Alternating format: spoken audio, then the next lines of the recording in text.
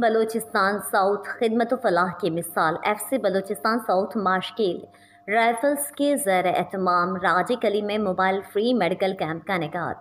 FC Balochistan south Mashkel rifles ने जज्बा खिदमत इंसानियत के तहत राजےकली में मोबाइल फ्री मेडिकल कैंप का इंعقاد किया गया है, जिसका बुनियादी मकसद मاشکیل के दौरे अफ्तादा इलाकों के अवाम को इनके घरों की दहलीज पर बर वक्त मयारी और मुफ्त तिबी सहूलियात फराहम करना था। कैंप में तरबियत याफ्ता मेडिकल स्टाफ और डॉक्टर्स ने मरीजों का मुआयना किया, जिनमें मर्द, ख़वातीन और बच्चे शामिल थे।